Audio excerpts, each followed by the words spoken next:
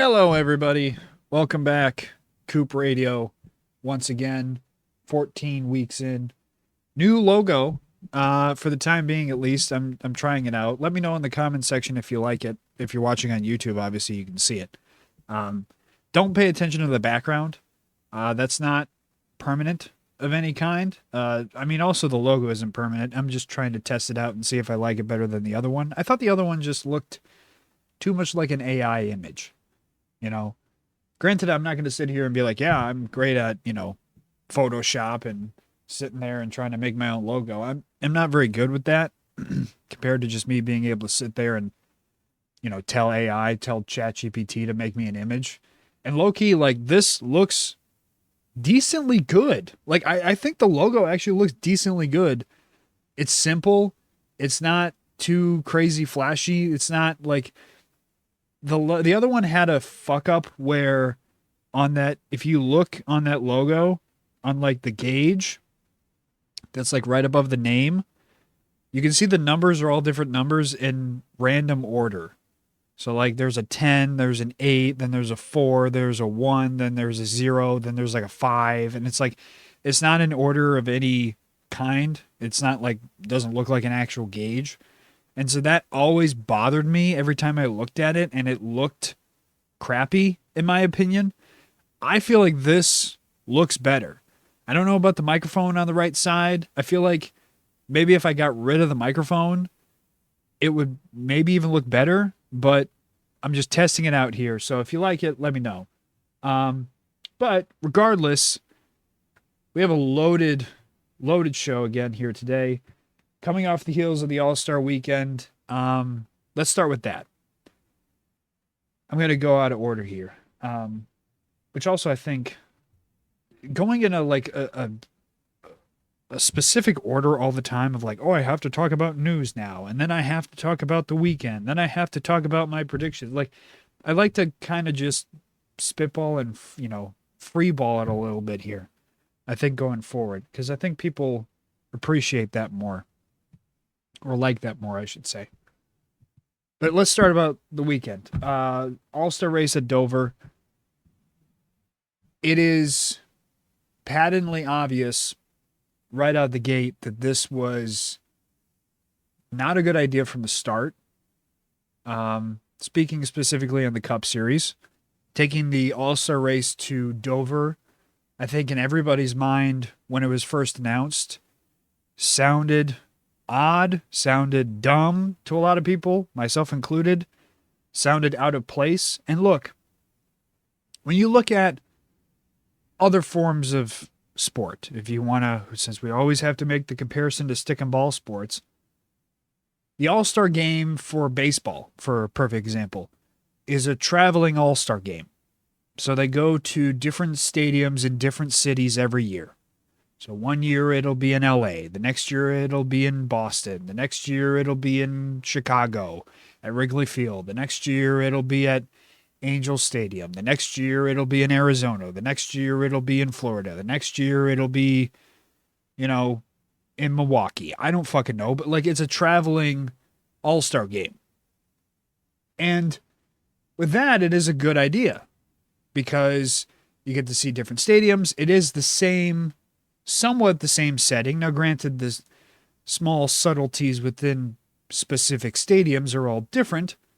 And so therefore you get the small subtleties, but you're all still playing on the same kind of baseball diamond. When it comes to the All-Star race within NASCAR, it is a smart idea, in my opinion, to do a traveling All-Star race. I don't hate the idea of not always having it at Charlotte. I am much more of a traditionalist when it comes to certain things. I'm more of a traditionalist when it comes to, I feel as though, in my opinion, the July 4th weekend should be a Daytona race. I am much more in the belief of when we ran the Indy road course, I never thought it was a good idea, and I always thought it should have always stayed on the oval. I don't care if people thought it was boring. It was a crown jewel event racing on the oval. It's not a crown jewel event racing on the road course. I am also much more of a traditionalist in the sense that, obviously the point system, I want it to be a full point system. I would, if that was up to me, that would be my choice. I'm much more of a traditionalist, even when it comes to the Clash. I feel as though I wish it was still called the Shootout, not the Clash, but whatever. And also at the same time, I feel as though I'm a traditionalist when it comes to that in the sense that it should be Daytona as well. Just like I'm glad that we're getting Speed Weeks back in the sense of having that on our schedule. I'm not so much of a traditionalist when it comes to the All-Star race. And I don't know why. Obviously, everybody all has good memories of, good All-Star races that are always at Charlotte at night. That's another thing that I think is missing. Look, I like the races at noon. But when it's an All-Star race, number one, it should not be during the day. It should be at night. Wherever they race, it should be at night. So there, yeah, it limits the amount of places you can go for an All-Star race because you have to go to a place that has lights. But at the same time, there's plenty of great tracks that have lights. That's number one. Number two, as far as tracks you do want to pick, you don't want to pick a track like Dover where, in my opinion, Dover should always be a points-paying race. It is designed, the track itself, especially with the cars, but the track itself is designed in such a way that you have to have long runs in order to see, in my opinion, good racing. And I think most people, if you ask them, they're going to have the same sentiment. This idea that you can go out there and make guys run 20, 30 laps at a time in the hopes that, in a shortened segment for like an all-star race, and the idea of trying to make somebody run that short of a distance at a track like Dover is not going to work. You need to have a long run, a full fuel run, really, in order to see true good racing, where you get to see the comers and goers. That's why, going to my next point, this is why they made the All-Star race so long, is because they realized that you can't have a 30-lap run and get to see good racing. You need to have a 75-lap segment twice, plus another 200 laps for the final segment in order to try to see any sort of good racing. And then they still threw the competition caution at like lap 20 or something like that. So it still broke up the whole reason of trying to see a long run and seeing possibly green flag pit stops and having to try to see, again, comers and goers if that was going to happen. And on top of that, going to that point of an all-star race should never be 350 motherfucking laps? Are you kidding me? It is designed for the race to be shortened. It is designed for the race to be a nice, quick, concise thing for people to watch on a Sunday night or a Saturday night or whatever. It's designed in that way because it's supposed to be somewhat of a pseudo off week for these teams as well. This is why I was in Charlotte for so many years, is because Charlotte is just down the road from all these teams' shops. So it's, a nice short drive down the road in order to try to get there. So you're not, driving across the country, not sleeping in your own bed for another weekend. You get to sleep in your own bed for another weekend.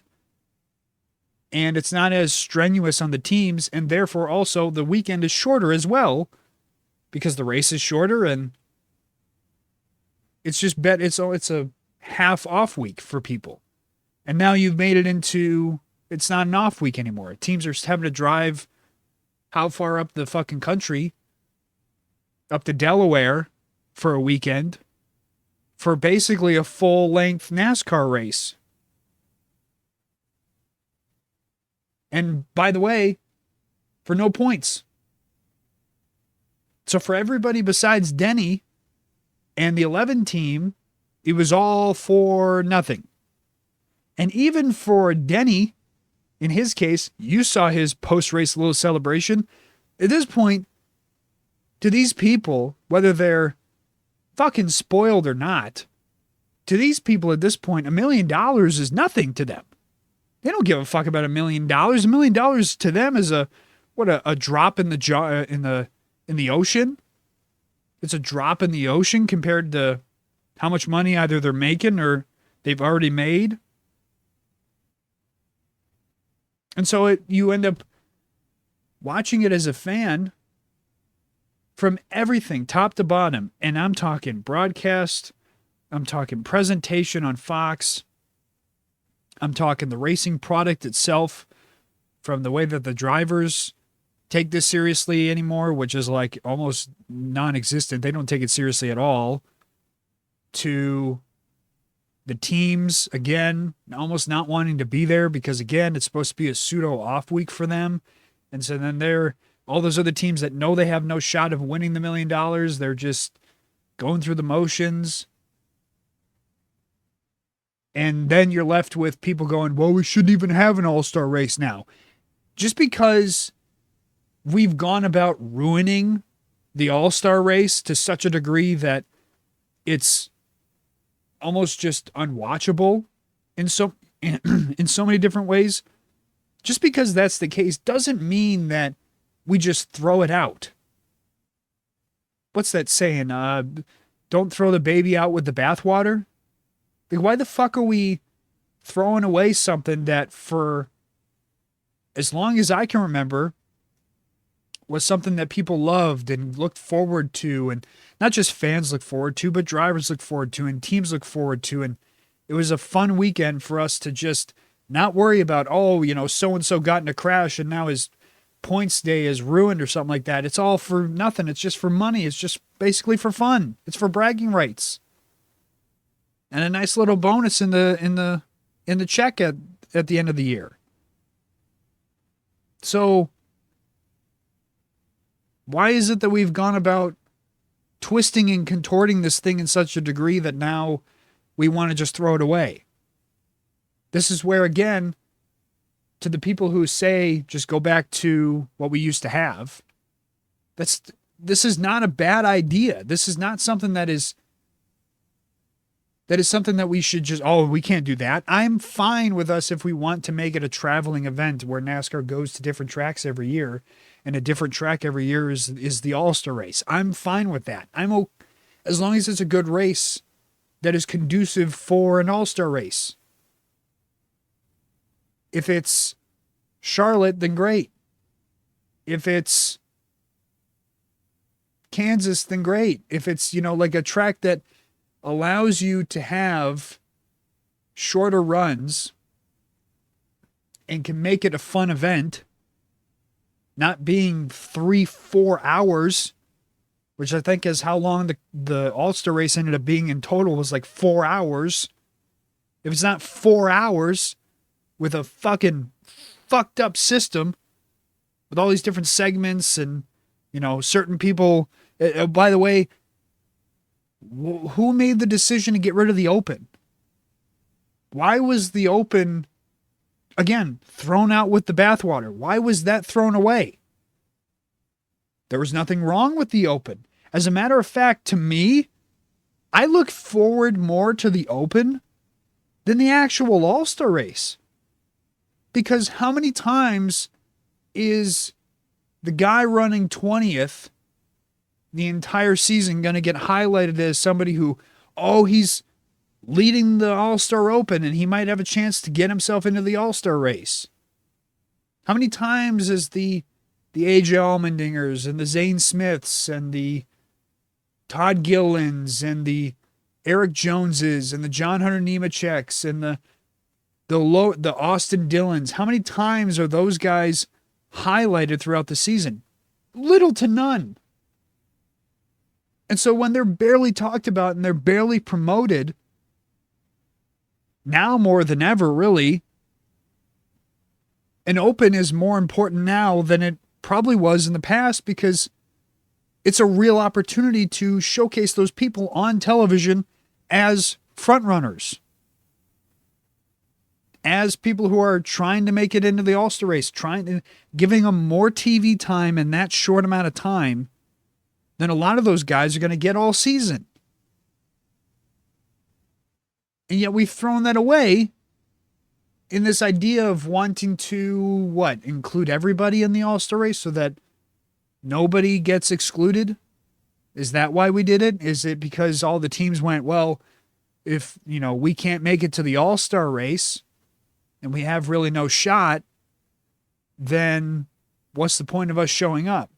And then your justification, NASCAR, that is, their justification is to just make the whole event the All-Star race so that technically they were in the All-Star race. If everybody's an All-Star, then nobody is. If everybody's in the All-Star race, then nobody's an All-Star. And by the way, when did the actual All-Star race start? Did it start at lap 0? On the first segment? Was that the actual beginning of the All-Star race? Or was the actual All-Star race starting 150 laps later when they started the third and final segment? Was that the All-Star race? Because NASCAR branded it as just the entire event was the All-Star race. So by my categorization, it would be the first lap of the entire event. Segment 1 was the start of the All-Star race. So that means to me that all 36 of those motherfuckers made the All-Star race. So then again, who's an All-Star if everybody is? And this is exactly why there's no specialty to it. There's no importance to it. It doesn't mean anything to even make it if everybody gets in. Every other sport, if they were to ever attempt to have something like this, motorsport or stick and ball sport, if they have an all-star event, NFL has their Pro Bowl. MLB has the All-Star game. Same thing with the NBA and the NHL. Now, granted, I will say this, a lot of the other All-Star games are fucked up. NFL's Pro Bowl is fucked up. Nobody cares about it. You're getting bottom-end quarterbacks to make the Pro Bowl, like that Browns quarterback, Shedeur Sanders.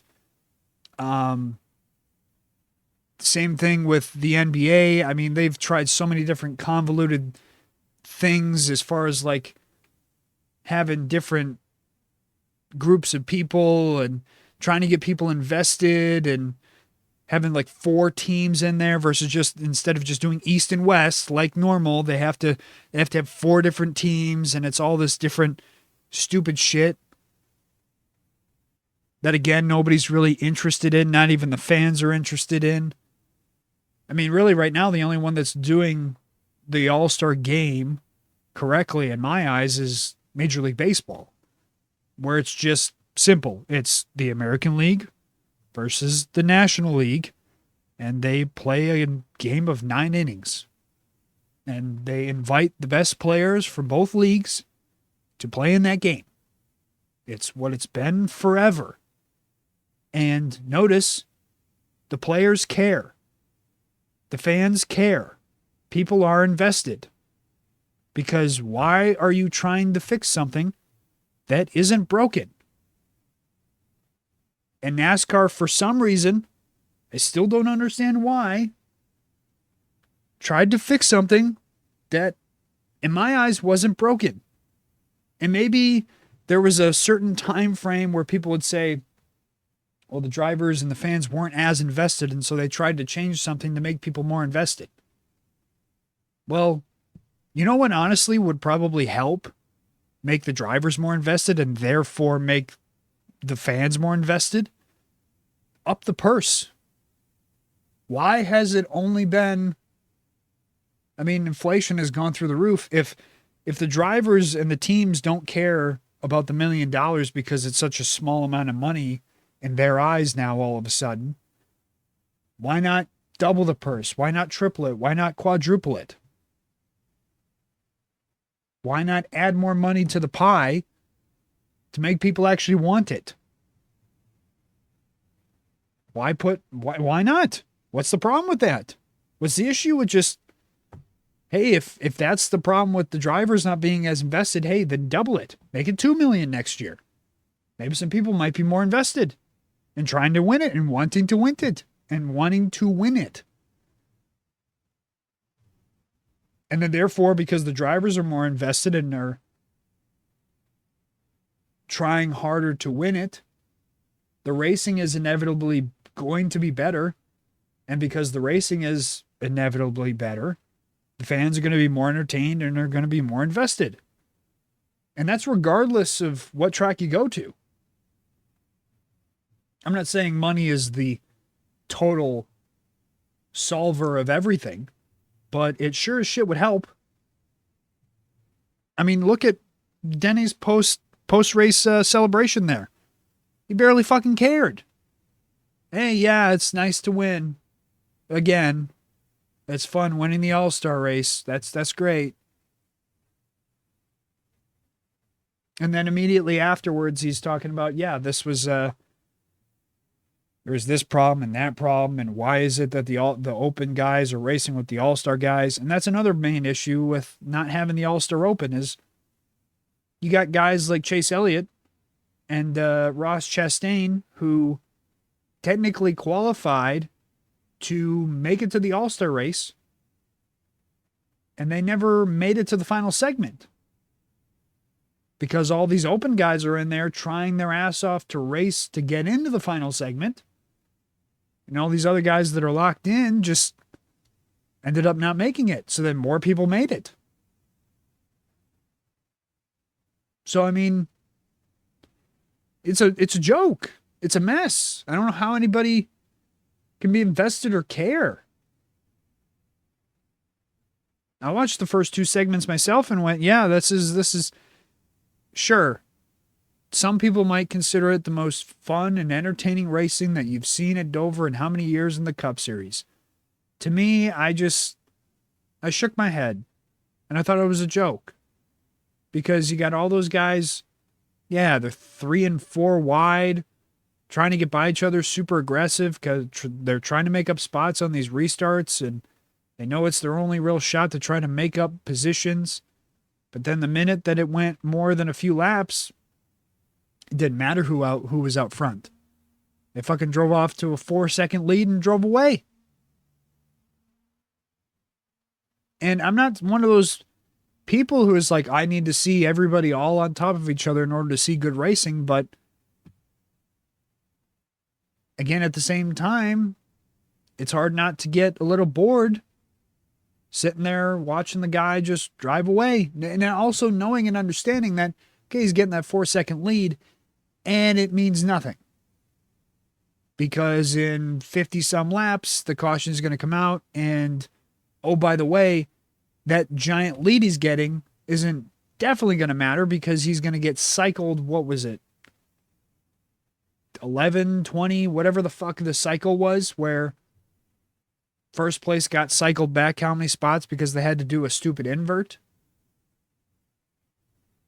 And so, and again, the reason why they did the invert is because nobody can pass. And so they have to stick whoever's up front 11, 12, 13, 14 spots back to try to make it interesting for the second segment. Or the same guy's just going to lead the second segment again. So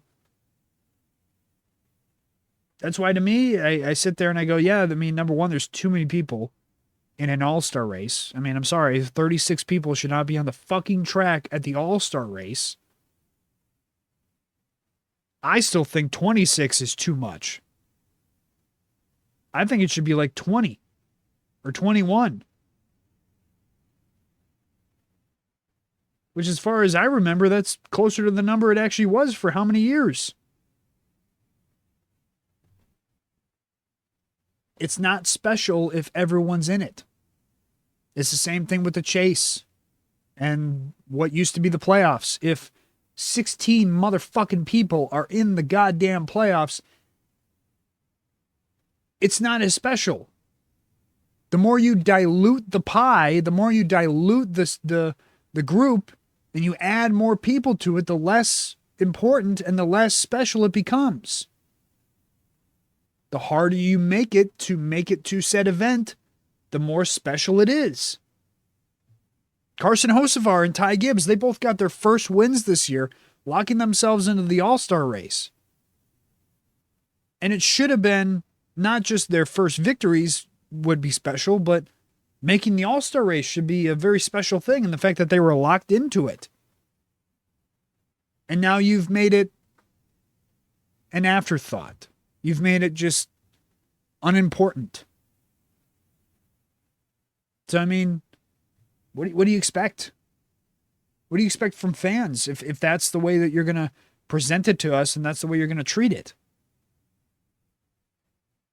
You're going to expect us to be all in and really be invested when you give us shit? That's not going to happen. That's not going to be the case. So, as far as the Cup Series goes, yeah, it's a disinteresting product, the All-Star race. And I really hope that it is not. I'm not standing on an island here saying this. It seems like everybody is saying and repeating the same sentiment that this All-Star race was the shits. What's funny is that I still don't think it's the worst All-Star race I've ever seen. I still don't think that's the case. I don't think people remember how bad some of these All-Star races were even just a few years ago. Does anybody remember the Charlotte All-Star race where they ran the 550 package and everybody was just in a giant pack drafting each other? Does anybody remember that? Because I sure do. And it sucked. That was one of the worst fucking races I think I've ever seen, period. I mean, they have had some... Texas has had some really fucking bad All-Star races. I don't think people remember... Do people even remember that Texas used to have the All-Star race for a minute there? Do people forget that? Like, Texas had some... I mean, the most abysmally bad All-Star races I think I've ever seen. Worse than even Charlotte with the 550 package, I think. I think actually Texas was worse than the fucking Charlotte ones, maybe. I have to go back and watch it to make sure, but I never for the life of me want to go back and watch those.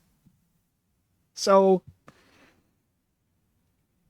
moving on from that, there were some other racing from this past weekend. And speaking of bad racing, I wanted to touch on this and go into a little mini rant here. You know, I saw something about how, and I'm going to pull up this clip if I can find it here. I saw something about how obviously everybody complains about the mess that is the Cup Series, and the Truck Series is not much better. And the only praise seemingly is the O'Reilly Series. Obviously, it is the best product that NASCAR has by a country mile, and it's not even like, oh, it's specific tracks. It's literally every track. And we saw it again this weekend. But I had heard some things about how, and I'd heard from a friend that there were some people that did not, funny enough, like the O'Reilly Series race at Dover. I will go ahead and go on record right now and say the O'Reilly Series race at Dover this weekend was, in my opinion, wildly entertaining. Wildly entertaining. Like I said, I think it was the best race of the weekend. And it's almost like people forgot what good racing really is. It's almost like people forgot. I want to make something very clear here. Super Speedway racing is very fun and entertaining. drafting racing, drafting tracks, cars and packs, that kind of shit. It is very fun and it is very entertaining. Here's the thing. You can't eat cake all day, every day. You can't have cake and ice cream and cookies and donuts and sugar every day of the week for every single meal. You just can't. No matter if you're a grown-up. Now, if you're a kid, I understand it. Yeah, I'm a kid and that's all I want to do. Yeah, that's what a kid thinks. But a grown-up knows and understands, hey, you can't, you're not going to live off of that. Not only that, but you're also going to get yourself to the point where I can't even eat this anymore. It's all I eat every day. I can't handle it, and I need to eat something else. So at some point, you're going to have to change up your diet. And you need to eat different things and you need to consume different things. This is why even for me, like when it comes to NASCAR, it's like, yeah, I love NASCAR, but I'm not watching it literally every single day of the week. I like watching baseball, but even after a certain amount of time, I need to watch something else. Same thing with football. I can only watch so much football before I'm like, I need a break. This is why I'm not a big fan of spring football and why I barely even watch the UFL if I ever see a game. I think I've seen a small amount of like 2 different games that have been on so far this year. And again, it's because I'm not in football mode. I've already seen enough football for the last how many months before, and I'm going to see more football in a few months anyways. I don't need football right now. So I need to see different kinds of racing, though. If I'm going to continuously join NASCAR, I don't need to see always super speedway racing. And so when it comes to different kinds of racing, when you go to a 1.5 miles, when you go to a short track, when you go to a mile track, when you go to a Darlington or a Dover or, a Michigan, it doesn't matter, Homestead. The best should always, whoever is the best that day should win almost all the time. Now, circumstances happen where people have mechanical issues and, car trouble, mistakes on pit road, whatever. But 90 to 95% of the time, the fastest car should win. When you're on a super speedway, the fastest car doesn't always win because a lot of it is luck. It's not all luck. I understand that super speedway and drafting racing to me is a gigantic chess match at 200 miles an hour. That's how I perceive it. So there is skill to it, but it's more so mental skill of like knowing where to position yourself within the pack. Should I be at the front right now? Should I drop out of this area where I'm in right now? Am I in trouble? Should I go to the back? Should I sit right here where I feel safe around these certain guys around me that I trust? Is somebody erratic and therefore I should try to get away from him and try to avoid him as much as I can because he's going to probably cause a crash? There's a chess match within the race that's happening, or at least there should be. So I understand that there is some skill to it, but there's a lot of luck to it. And so when you get to a race, though, that is 1.5 miles, a short track, whatever, that's not drafting, that's not super speedway, that's not a lot of luck, you're going to get one guy to show up almost every week, or if not one guy, then one team or one set of teams that are going to show up every week and just dominate everybody. They're just going to keep winning. And I already touched on this last week or 2 weeks ago where I talked about the pure dominance of the big 3 within the Cup Series. If you look at the last 25 champions from 2025 to the year 2000, almost all the years have been won by 3 specific teams besides 5 out of those 25 years. Those 5 years was Roush for 2 years, 03 and 04, which, by the way, again, was over 20 fucking years ago. Stewart-Haas twice in 11 and 14, which, by the way, Stewart-Haas basically in the former iteration of what it was, now it pretty much is no longer in business. And then Furniture Row, who, by the way, if you didn't know, also actually no longer in business. So those other 20 years are between the three teams, are between Penske, Gibbs, and Hendrick. Not to mention the fact, if you go back in the annals of history, there's a reason why Richard Petty has 200 fucking cup wins. There's a reason why Bobby Allison has how many that he has, or Cale Yarborough has how many he has. There's a reason why we have multiple 7-time champions. There's a reason why we have people that have won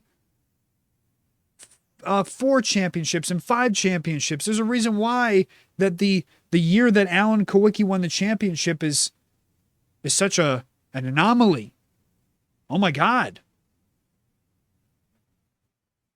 Because at the end of the day, this sport in most of its entirety has been dominated by a very small, select few amount of people at a time. There's never really been true parity. True parity is when you show up and you have all 32 people. So like the NFL is the perfect example I can give. All 32 teams at the beginning of the year, regardless of talent level, they're all on the same level playing field. And so therefore, technically, they all have the same chance of winning the Super Bowl at the end of the year. If each team wins enough games, they get to the playoffs. And if they win enough games in the playoffs, they get to the championship game. And if they win that game, then they're the champion. Is the likelihood that the Jets or the Browns or the,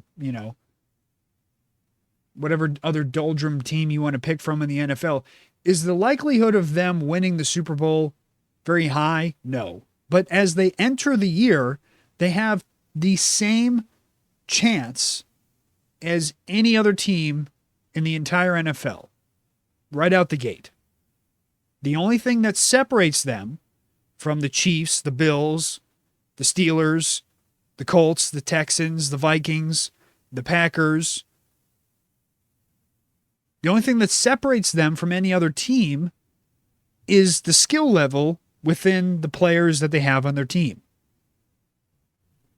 NASCAR, you can have the most skilled people on the planet setting up your car, the most skilled guy driving your car, some of the most skilled pit crew members within the entire garage area.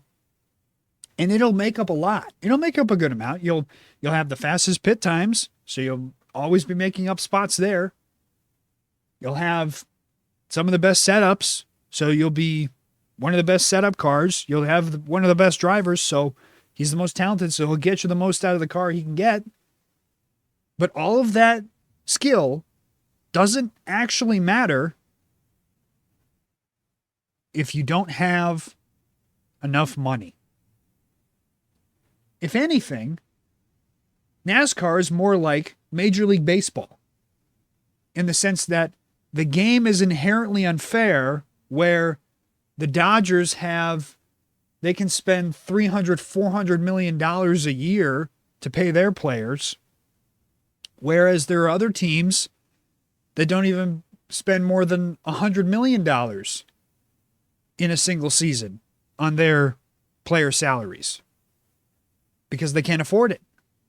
So sure, there's a chance that the Miami Marlins or the A's or the Cardinals could win enough games to make it to the playoffs, or maybe they maybe could win the championship, but they inherently are at a disadvantage because they can't afford to spend the type of money that is required or needed to get better players.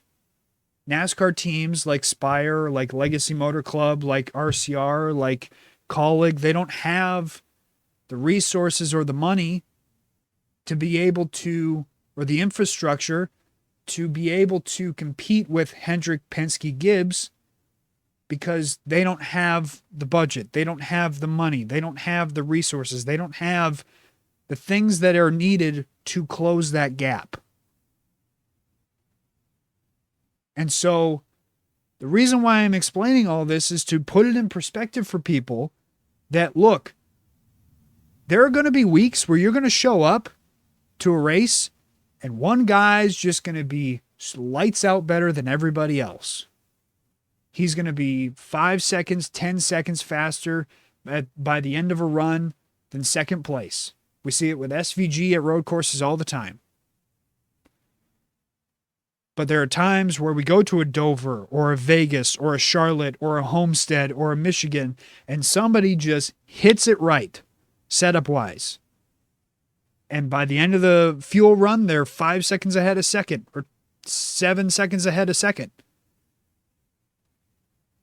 To me, at the end of the day, that has always been a thing. And it confuses me, it befuddles me how NASCAR fans today have somehow just forgotten that that's a thing, that that's always been a thing.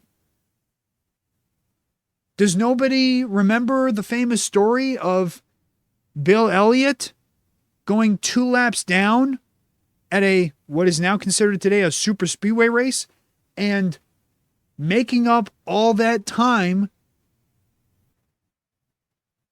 on green? Not like yellows coming out and getting lucky dogs or, getting his laps back that way. No. He just made it all up on speed during a green flag run.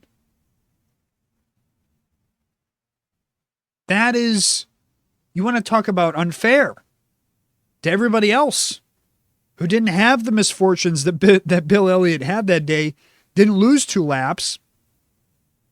And no matter what they did, no matter how fast they went, no matter how fast their car allowed them to go, he just blew by them. Now, how much? Okay, yeah, some of that is talent, but making up 2 fucking laps on a super speedway race on green is not all talent. That's most of it, the car. So this idea that we need to create true parity, we need to always have the leader not be able to be within, having a 5-second lead on second place. The second place car needs to always be within shooting distance of first. Not always. That's not how NASCAR works. That's not how racing works. And all these other NASCAR fans, look, if you want to take a page out of anything out of F1, as it's raining like crazy now outside. I don't know if you're going to be able to hear it on the podcast. I hope not. But it's thundering and lightning like crazy. If there's anything you want to actually take away from F1 as a fan, take away the patience that they have. Take the patience that the F1 fans have that they're willing to put up with. Because guess what? There are days where the Red Bull car shows up, Max Verstappen shows up, and just destroys the field and is 20 seconds ahead of second. That happens. Some guys are just faster than the rest of the field. And as it's already been established, it always has been, and until very far probably in the future, it always will be the same sets of people winning almost every race, being competitive almost every race. So, at the end of the day, people need to remind themselves that, yes, when we go to Dover and a guy does get a 4-second lead, a 5-second lead, and maybe I do need to remind myself of this as well. When a guy gets a 4 or 5-second lead, part of it is the car, yes, but also maybe part of it is also he's just that good. The setup hits that well. The car is set up just right in a way that allows him to get that gap. Tyler Reddick has gotten the 5 wins he's gotten this year, not because he's gotten lucky, not because that, things just happen to fall into his lap. It's because he was the fastest on all 5 of those days and had the best car. Not only those days, but he's had the fastest car all year at most tracks that we go to. And the immediate jump to, this is shit, this is terrible, blah, blah, blah. You want to make that complaint about the Cup Series? In some ways, I agree. Because if somebody is faster, 20th, 25th, they should be able to at least pass some cars. But there's too many tracks where they just can't pass anybody. When it comes to the O'Reilly Series, if somebody gets a 5-second lead in the O'Reilly Series, motherfucker, that guy's just the best. That guy just has the right setup. That guy just has the best car. There's nothing you can do about it. Watch the race. Try to enjoy it from what you can. Enjoy the battles within the middle of the field. But at the end of the day, if Kyle Larson's out there and he's just rolling through the field, then what are you going to do? He has the best car. That's racing. Not every football game is a nail biter that comes down to a field goal with 2 seconds left. Some games are blowouts. Some games are, 42-3. Is there something wrong with the football product because that happens? No, it's just because one team is just that much better than the other one. And in NASCAR right now, 3 teams are just that much better than everybody else. It is going to be Denny Hamlin, Chase Briscoe, Christopher Bell, maybe Ty Gibbs, Chase Elliott, Kyle Larson, William Byron, maybe Alex Bowman, probably not. Ryan Blaney, and not so much Logano or Cindric, but it's going to be those guys in those cars for the next 10, 15, 20 years.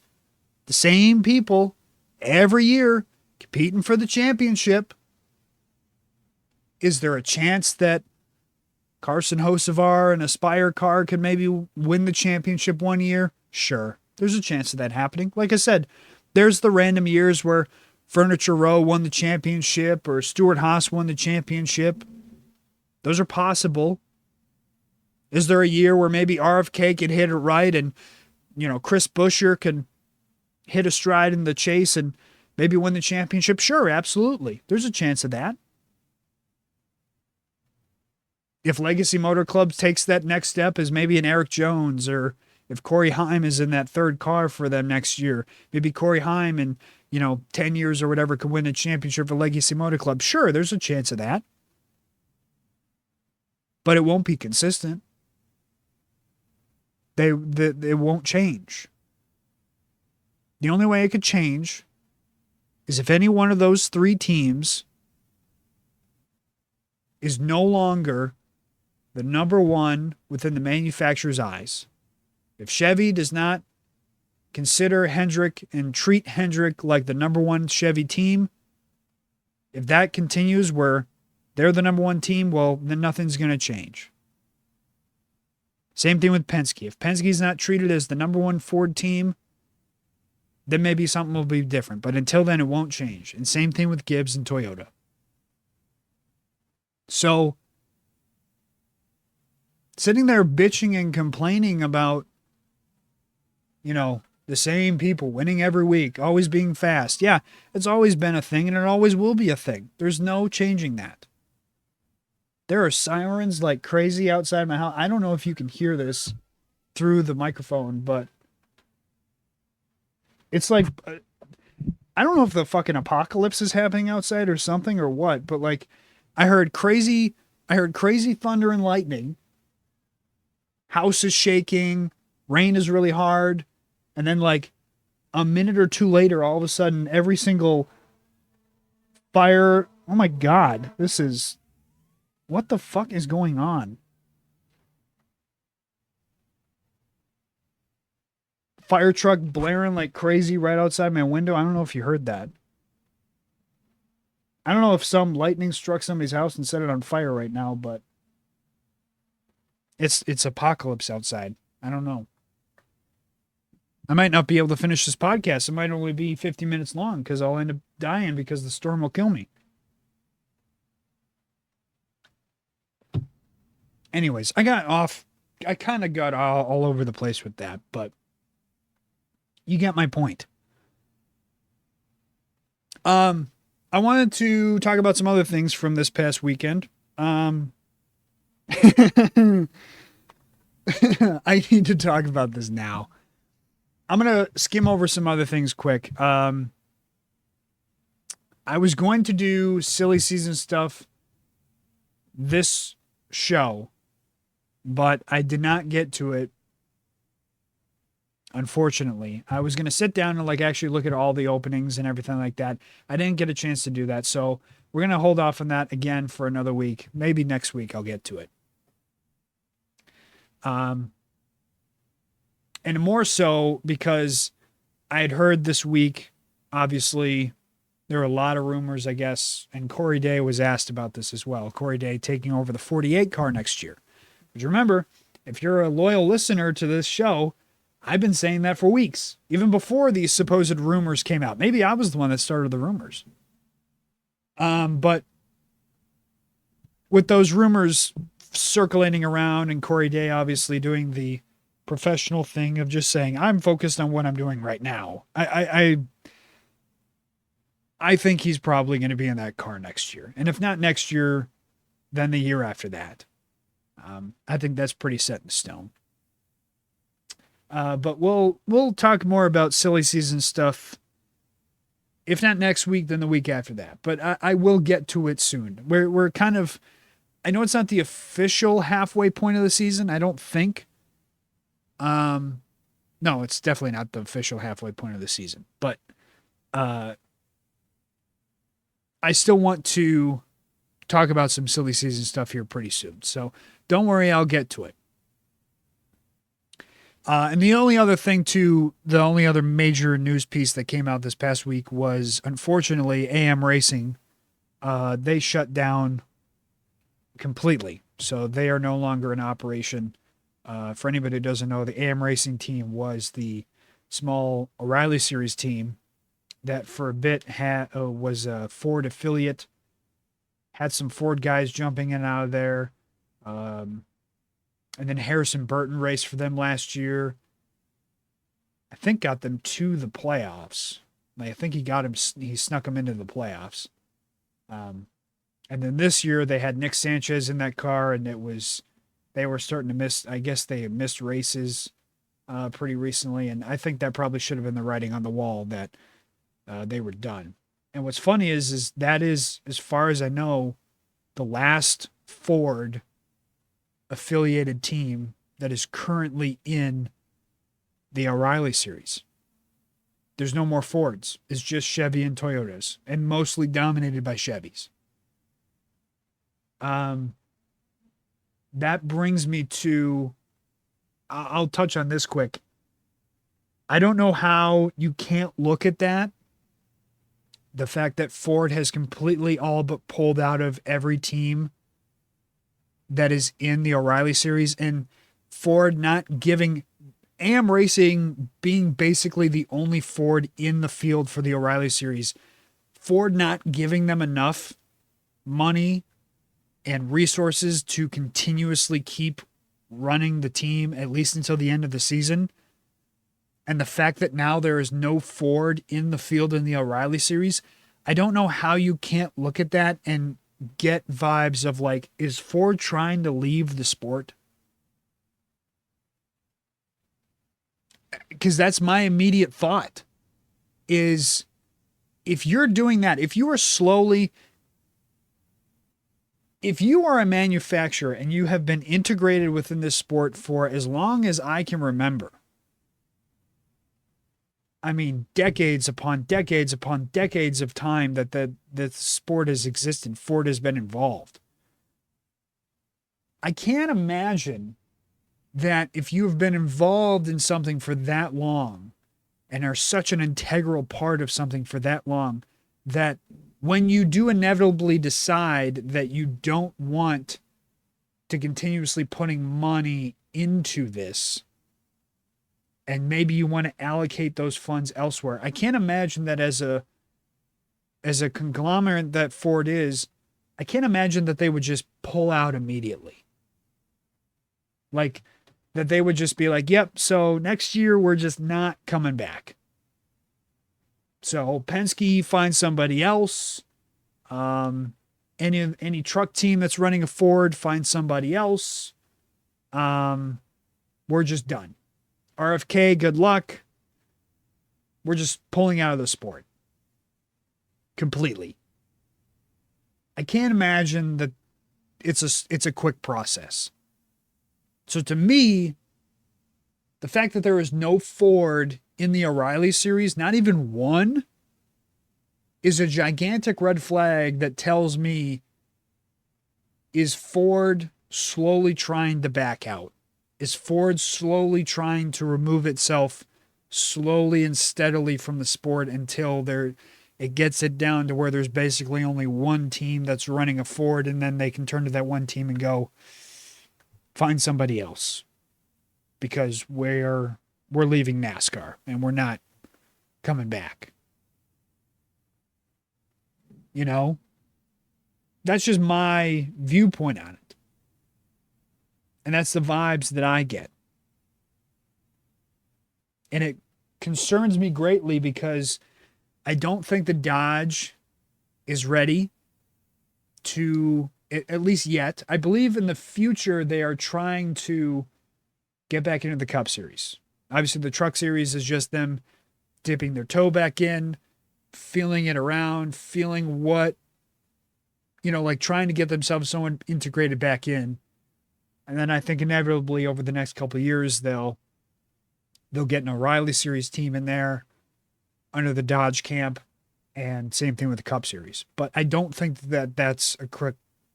Just as removing yourself from the NASCAR system, I don't think that it's easy to integrate yourself into the NASCAR system very quickly. So that being said, if Ford backs out, I mean, it's going to be a while for Dodge.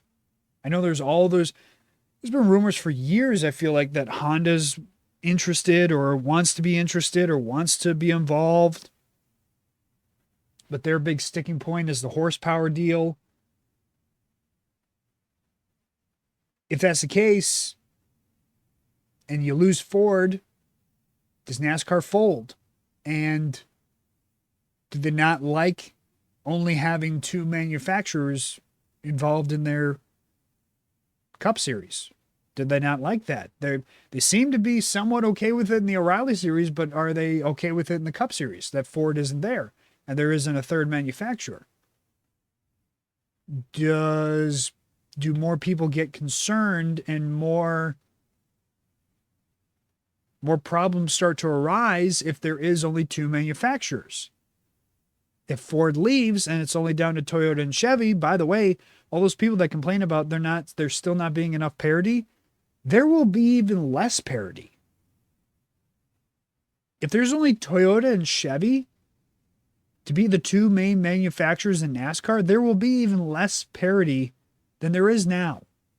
Because, again, Toyota's not going to all of a sudden turn to Legacy Motor Club and whoever else they're going to adopt from the Ford camp, whether it's RFK or Penske, and then going to turn to them and go, yeah, you get just as much stuff as Gibbs does. There's still going to be the same hierarchy that there is now.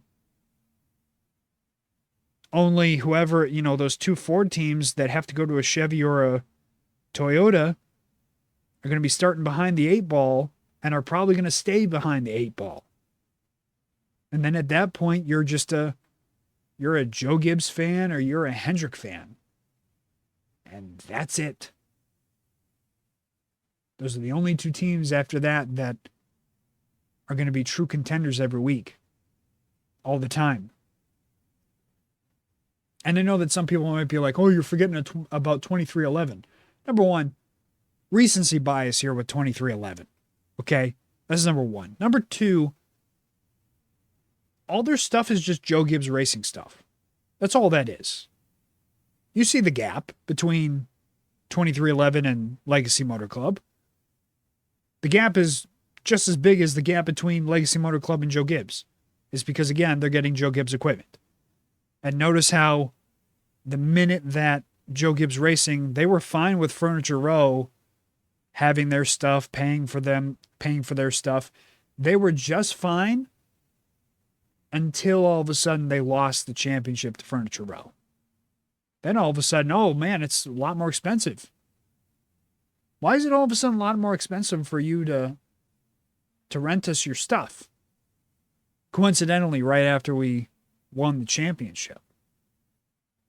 Oh, that's right. It's because you're fine with us renting your stuff as long as we never beat you for the championship, as long as we never beat you with that said stuff.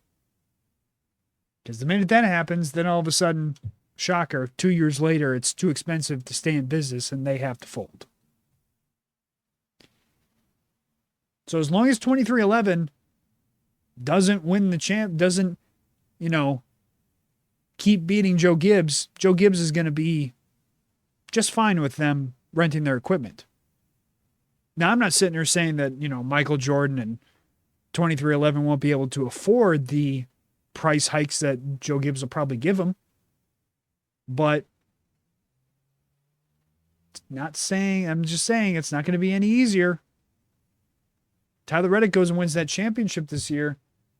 Might be just a little bit more expensive next year to rent out that Joe Gibbs Racing stuff.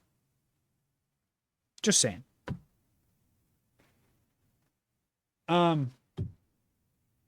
So as far as the Ford thing goes, I hope that that's not the case. I don't want Ford to leave. And in the back of my mind, I almost also kind of feel like, yeah, maybe I am overreacting just a little bit, but it's hard to not be concerned about the possibility of another manufacturer leaving when the best and most entertaining racing that we have is the O'Reilly Series, and they don't want a manufacturer to be associated with any car out there? Not one? And yeah, they had AM Racing, but again, you'd think that if that's your only team and that's your only representation of your brand, you'd be all over trying to make sure that team stays in business and stays racing and stays repping your brand. All the money that you would want to allocate towards the O'Reilly Series goes into that one team. All the resources and time and R&D and everything goes towards AM Racing, so you think that all the money would be pumped towards them. I think that's honestly why. In my opinion, I think that's why Nick Sanchez was okay with taking that ride. I know he inevitably got kicked out, or not kicked out, but he wasn't going to come back to the 48 for Big Machine. But I think that's also another reason why he was okay with taking the 25 is I think he thought he was getting into a spot where, hey, there's not a lot of Ford cars out there. This AM Racing team just went to the playoffs last year with Harrison Burton. They're on the up. I was a playoff racer the year before, or, I believe he was a playoff racer with the 48. So you'd think you'd be getting yourself into a good spot. And then now all of a sudden, yeah, that spot is permanently closed. I don't know. It shocks me. And that's why, in my opinion, it comes down to, is Ford really that invested? Or are they trying to slowly take micro steps back out of the sport and slowly remove themselves from the sport as a whole? Because, even let's look at, I know that there are some Fords in the field in the truck series, but I'm just going to count them. The obviously the Front Row Motorsports is still a Ford, obviously, and then also the The Thor Sport crew is also a Ford still. But even besides them, I mean, the Frankie Muniz car or the Frankie Muniz truck is a Ford as well. But beyond that, there's really not many Fords. Besides, there is one Ford in the field in the truck series, which I have to talk about. Speaking of Fords in the truck series, let's segue to this.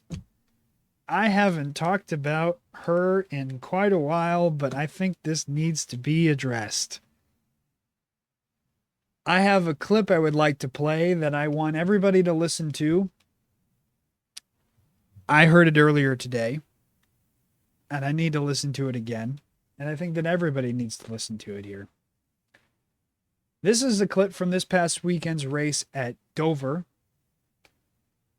An old friend of the show that I talked about in the very first episode of Coop Radio, NASCAR edition, was the topic of the show, was NATALIE Decker.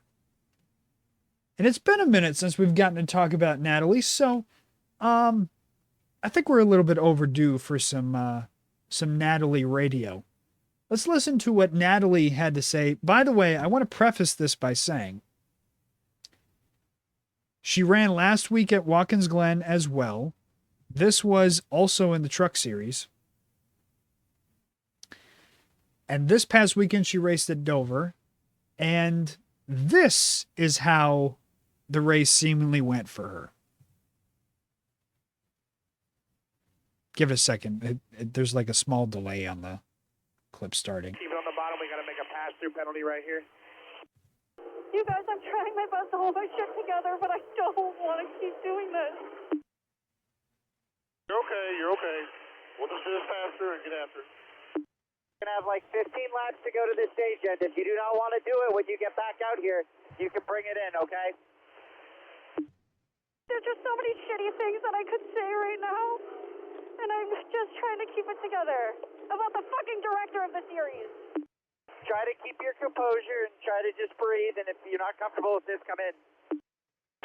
Let's remember what's on our truck and just bring it to the garage, right? By the way, I watched the truck series race.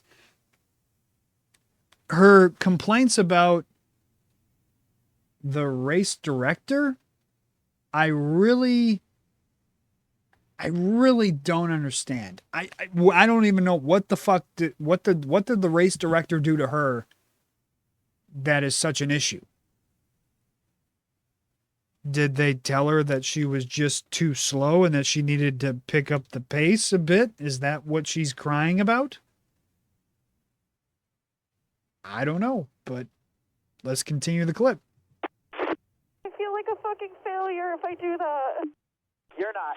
Let's do that. Drive it down to the garage. I'm sorry, she is. Like she is.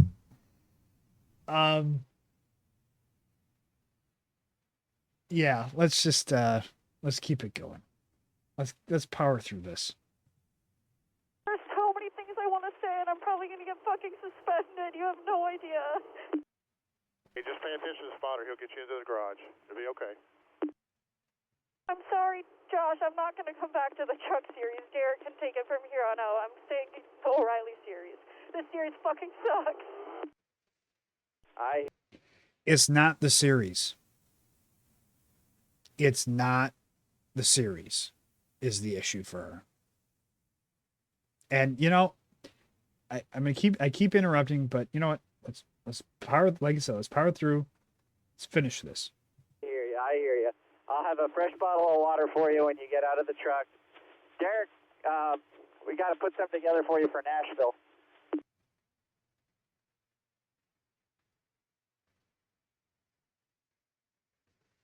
There's more. Hang on. It's just still playing.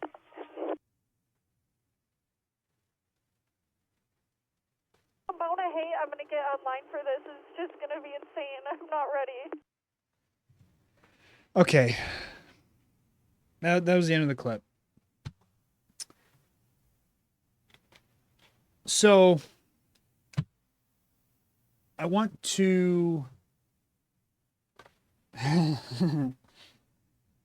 I'm trying my best to be as nice as I possibly can.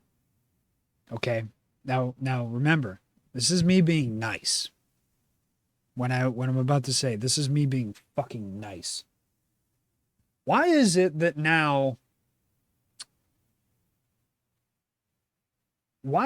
she gets superficial treatment from anybody and everybody else that is associated with the sport that talks about the sport? Why is it that she is allowed to run like pure shit on a weekly basis every single time she shows up? It doesn't matter. Super speedways, 1.5 miles, short tracks, road courses, anything else in between, she is fucking shit at. And yet, because she's crying on the radio like a fucking 8-year-old, crying about, I'm gonna get so much hate online for this. I don't want to park it. It's gonna seem like I'm quitting. I just can't deal with this right now. This series is just so bad. And yet, because she's crying her way through this, all these other people that are so hypercritical of anybody else, you know, it's really tough on her. I feel real bad for her. You know, the clip is pretty rough to listen to. Yeah, you know what? Let's listen to these fucking numbnuts on DBC go ahead and tiptoe around the Natalie Decker topic from Dover. Let's listen to what they have to say. Because if anybody has been more hypercritical of every other fucking driver that has ever been in any series ever, it's these groups of fucks. It's this group of fucks more than anybody. And let's listen to them just tiptoe around the Natalie Decker thing. I'm just talking about Natalie Decker. Obviously, the radio doesn't sound great. I think what we heard there was somebody, I mean, it's emotions that we've all probably felt at some point, especially as women in racing, but also just anybody. Stop. Right there. Right there. That's the fucking point. That's the word. That's the thing right there. It's women in racing. That's why we are able to handle her with fucking kid gloves. And what's funny is that you'll get people who will sit here and will listen to me say this, and they'll go, "You're so sexist for being hypercritical of her." No. I'm not the sexist one. You are. You're the sexist moron who sits there, and because she's a woman, she's just a little girl, you handle her with kid gloves, and you tiptoe around certain topics with her, and you don't just say the loud part out loud, which is, she fucking sucks. She's no good. She's not talented. She shouldn't be here. She's only getting the opportunities she gets because in other people's eyes, she's attractive. She's hot. She has a good body. And so therefore, all the fucking guys that are willing to shell out money and be sponsors for her are sponsors for her because, ooh, she's attractive. Who's the sexist now? Sitting there handling her with kid gloves, not being hard on her in any way, shape, or form, always having to tiptoe around and be nice and don't say anything too mean to her because you might hurt her feelings and she might start crying again. Fuck that. It's so hard for us for women in racing. Grow the fuck up. Are you fucking kidding me? There's been how many women now who have been successful in racing, have been good, are talented, shown speed in their respective sports just because just because it is still a major minority doesn't mean that it's so fucking hard. If anything, it is way easier now, more than ever, for a woman to get an opportunity within NASCAR. Because what's NASCAR all about? It's all about inclusivity. This is why that fucking black chick is getting Truck Series opportunities, because she's a black woman. She's not getting the opportunity because she's a great driver. She's getting the opportunity because she's a black woman. All these fucking women, any minority, I shouldn't say any, most minority people that are in NASCAR right now are getting their opportunities because they're a fucking minority. Sorry to say the quiet part out loud. I said loud part out loud earlier. I meant to say quiet part out loud. Sorry to say the quiet part out loud. You hear that, Thunder? Yeah, God's right. You had to have heard that one. That one it really shook my house. Maybe God's mad at me right now for saying this. I'm being too mean to the women.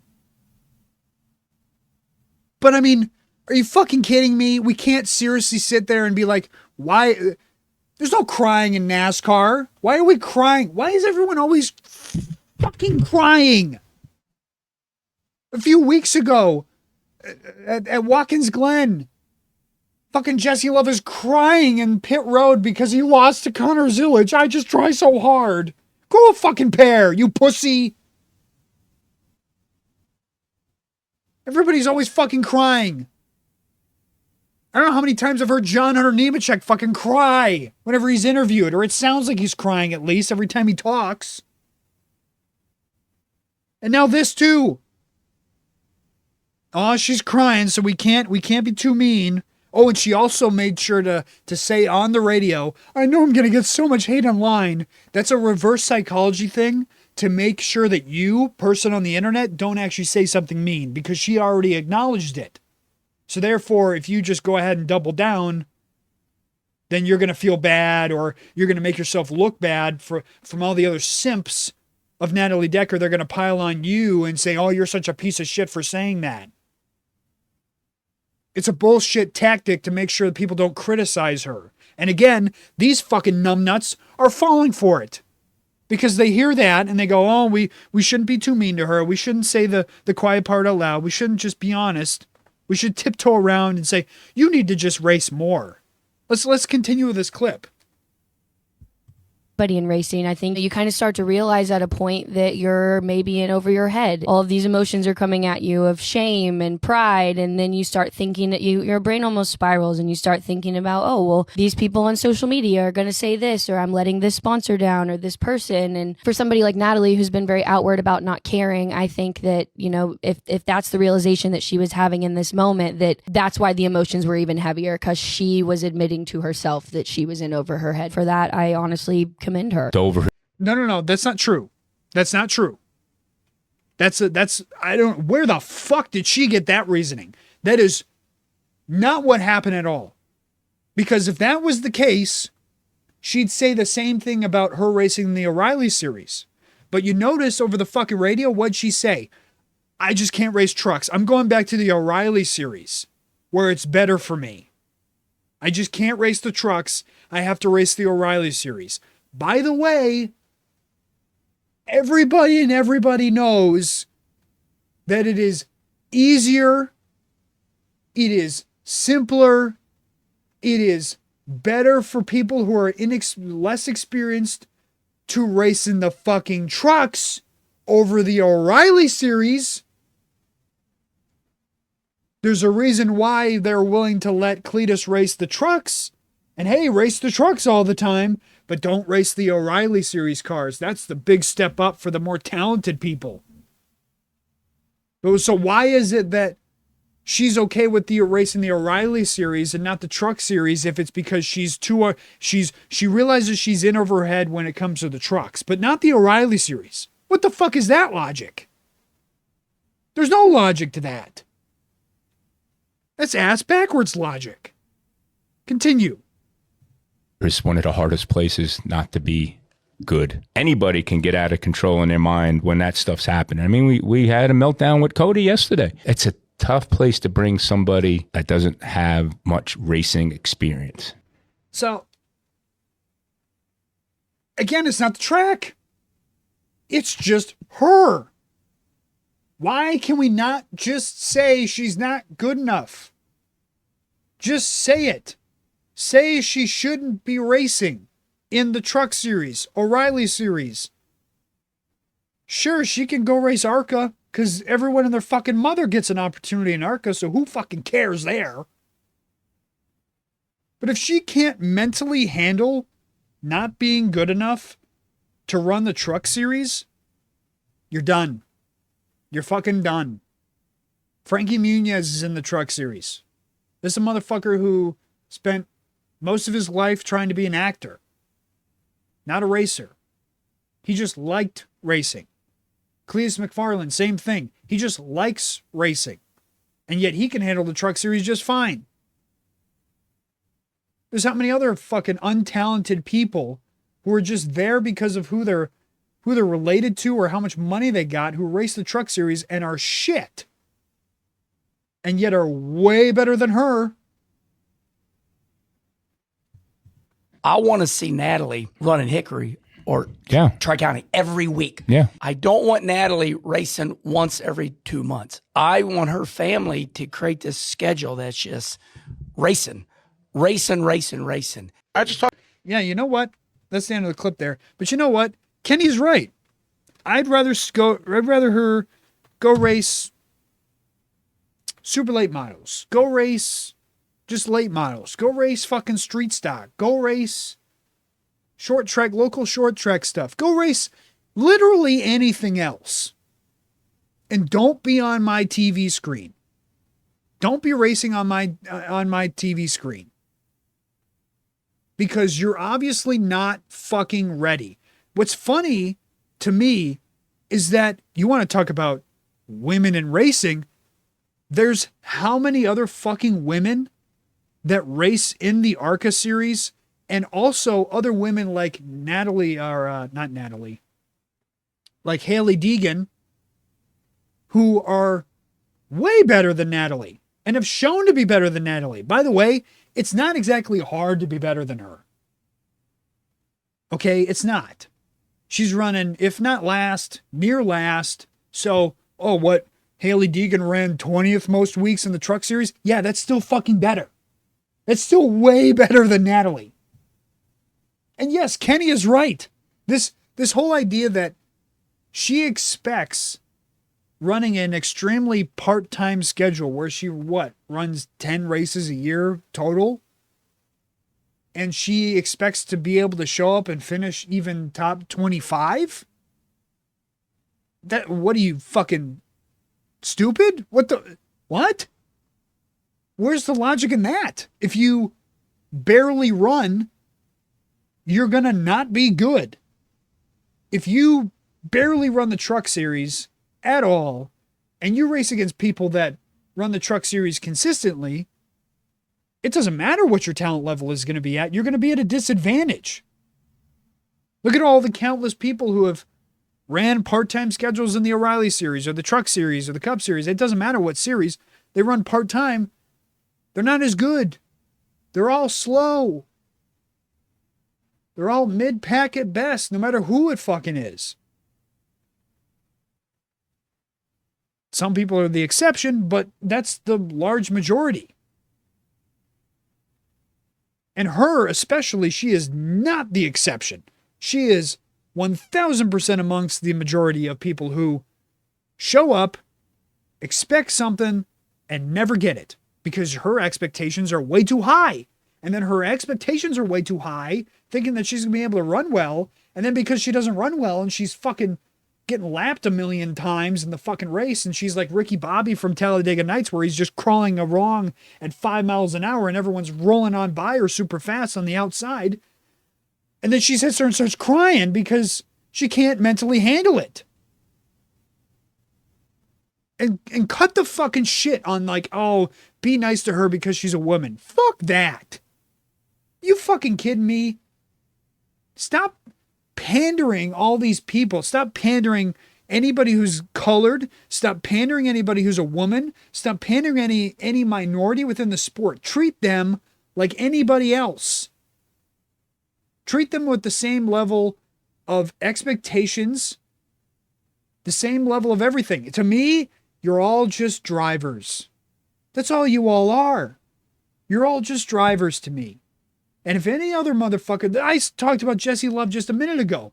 If any other motherfucker sitting on goddamn pit road or sitting there crying in their fucking car because they ain't fast enough, get off the fucking track. Got no room for that shit. It's the reason why I said that shit about Jesse Love. I don't want to hear you fucking crying on pit road because your friend beats you every time. Get better. I don't want to hear John Hunter crying on fucking pit road because shit ain't going his way. Get better.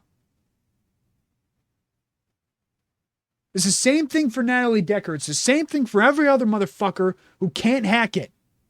Get back in the sim. Keep practicing. Why are you only racing 10 times total in the entire season? 5 in the O'Reilly series or 5 in the truck series or whatever the combo is.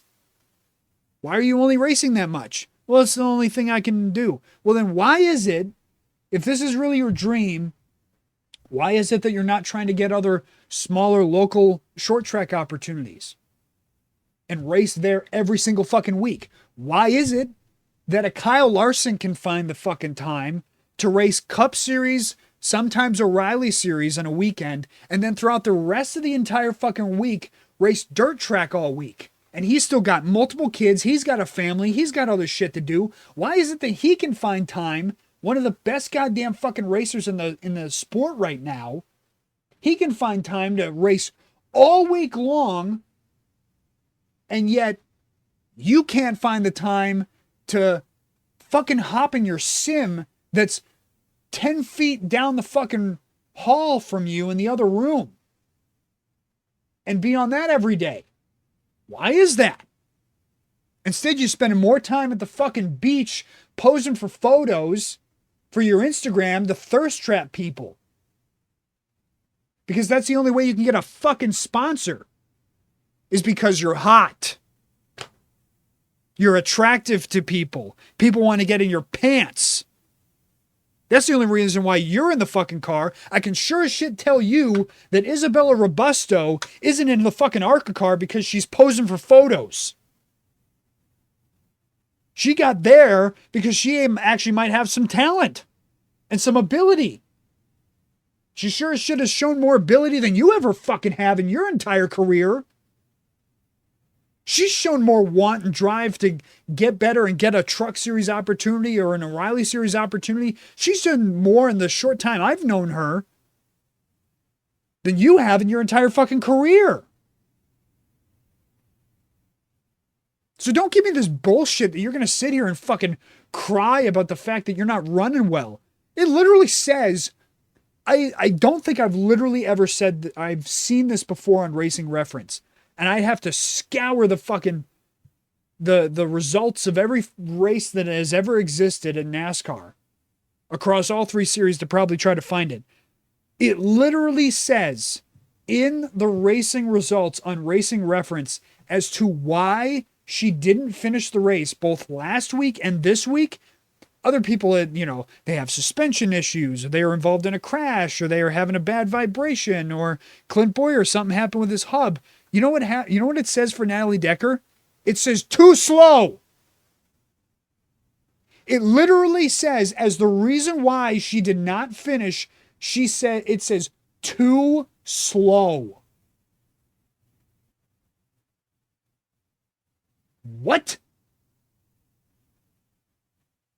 Not only that, but that was the reason why she didn't finish last week at Watkins Glen, which, by the way, I didn't even mention the fact on last week's show that there was talk about her being fucking 10 seconds off the leader at Watkins Glen on time. 10 seconds? Are you kidding me? I could fucking find 10 seconds. I could find at least 5 seconds out of those 10, I would hope. But not only last week did she not finish because she was too slow and they fucking parked her because of it, but the same thing this week is listed. She's too slow. So get the fuck out of here with that fucking crying bullshit. It's bullshit to sit there and cry about not doing well and things not going your way. And then therefore everybody, oh, she's crying, so we feel bad for her. Kill yourself. Are you kidding me? Get the fuck out of here with that bullshit. All right. I don't think I can do any better than that. This is a shorter fucking episode this week. I don't think I can do any better than that. No top 10 because it was the All-Star race. No updated top 10 for this week. We'll do another one next week after the Coke 600. Oh my God. I mean, it's just ridiculous. The pandering and the kid gloves, and you can't just say the truth. You can't just be honest because she's a woman. And it's the buzzword, the women in racing. Fuck off with that bullshit. You want to be treated like any other guy out there? You want to be treated like any of the other guys that have raced for the 75 plus years of the sport's existence? You want to be just like the boys? Well, then guess what? I'm going to fucking talk to you, and everybody should talk to you like you're one of the fucking boys. And if any one of the other boys were doing this shit, we would rake them over the fucking coals for it. Everyone and their mother would be saying, what the fuck is wrong with this person? Why are they crying on the radio because they aren't good? They'd be the laughing stock of the sport. But yet because she's a girl, we can't say anything about her. We can't be mean. We have to be nice and handle her with kid gloves and tiptoe around the obvious thing.